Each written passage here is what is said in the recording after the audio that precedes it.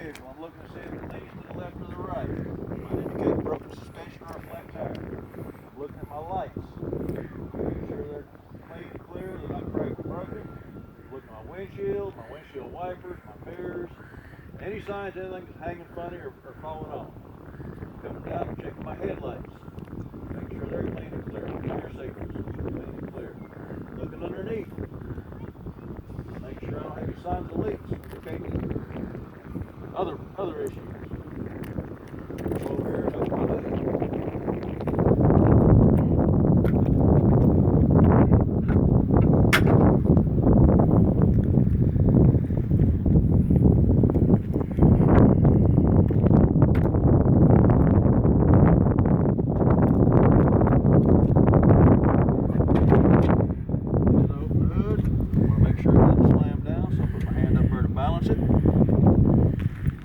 Down to the passenger side of the engine.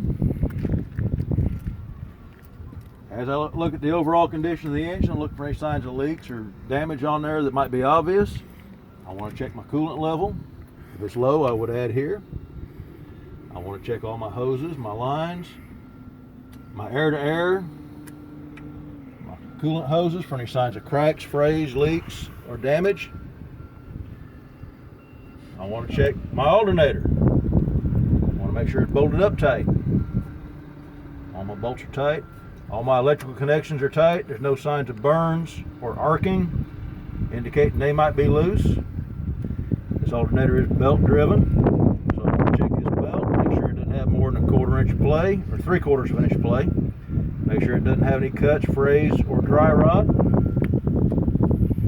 want to go ahead and check my water pump right down here. Make sure my water pump is not leaking, it's not cracked, it's not broken, it's not damaged.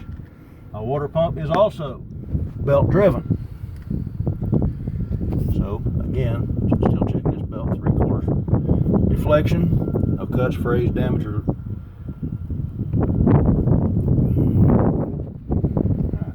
on this side of the engine, that completes it. Now we'll move to the other side.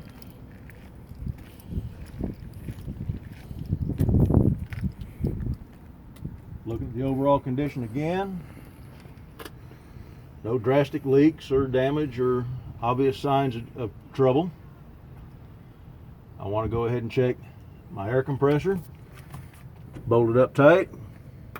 There's no leaks on my lines. And there's no pulley on the front, so this one is gear driven. Coming from my air compressor, I'm going to check my power steering pump, because this one's mounted here on the back of the compressor. It is also gear driven. Coming from my steering pump, I want to go ahead and check my hoses. Follow them up, make sure they don't have any cuts, frays, or leaks. Take a look at my power steering level between the max and the minimum for hot and cold, or for cold. Looking for any signs of leaks or damage.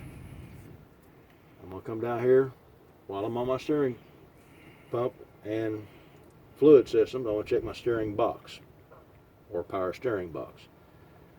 I want to make sure it's bolted up tight. No signs of damage, no leaks.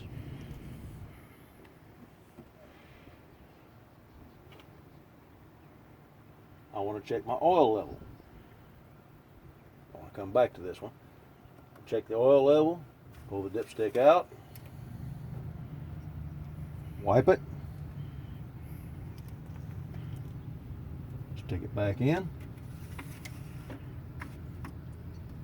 pull it out again,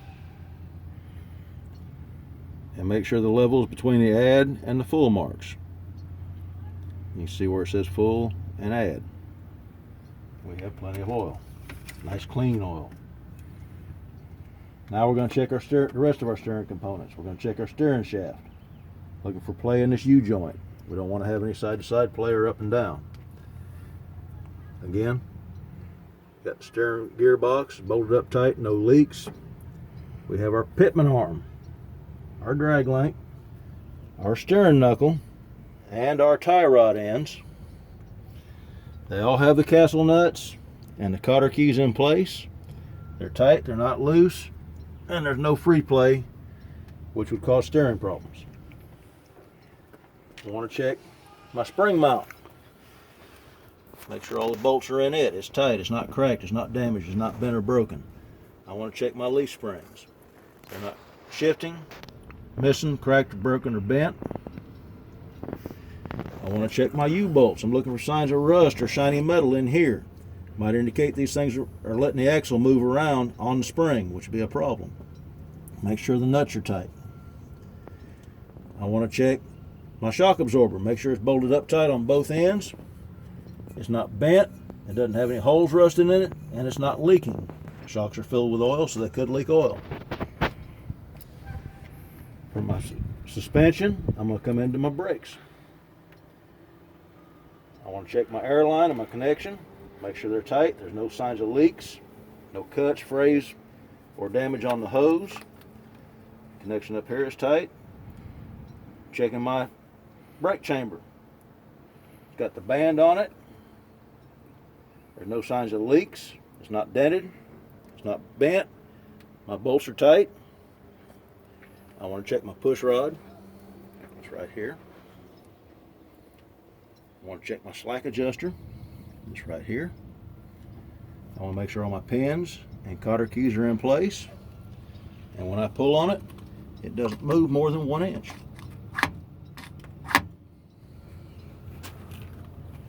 I want to check my brake pads and my brake drums. I have sight windows in here, down here, and up here. I want to make sure that I don't have any oil or grease on the brake pads. The brake pads are at least 1/4 of an inch thick. There's no cracks or breaks in the brake drum. There's no cracks more than halfway across. They're not warped. There's no oil or grease in them. I want to check my inner rim for any signs of cracks or illegal welds. I want to look for cuts, bulges, or separations on the tires. I want to look at the tread. I've got even wear. I've got at least 4 30-seconds on a steer tire. I'm going to come out here to the side, check my sidewall again for any signs of cuts, bulges, or separations. Make sure it's seated up to the rim. I want to check my valve stem. Make sure it has a cap. This is a flow-through cap. It does have a cap.